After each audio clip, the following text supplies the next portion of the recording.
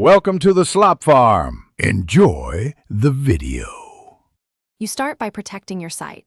Back up both files and the database because you will revert if anything breaks.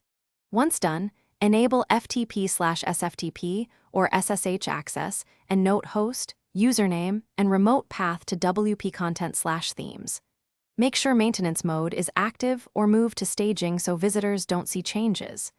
You'll also deactivate caching and write down current theme version and customizations in a text file. This prevents surprises when you compare files during the manual update.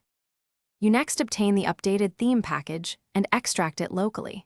Compare the new files to your current theme and identify overwritten templates. Copy any custom edits into a child theme or note changes to reapply. Then connect via SFTP or SSH and upload the new theme folder to WP content/themes, replacing the old files. Alternatively, run WP theme update or WP theme install force with WP-CLI for a cleaner overwrite. Once uploaded, restore permissions and clear server caches so changes take effect. You finish by activating the updated theme or reactivating your child theme, and then test the front end and admin thoroughly.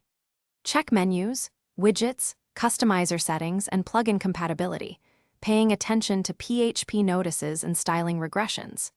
If you see issues, inspect error logs for missing functions or fatal errors and roll back using your backup or replace the theme folder with the previous version. One key troubleshooting tip. If a white screen or parse error appears, rename the theme folder to force Wordpress. Thanks for watching. Consider subscribing if we helped you today.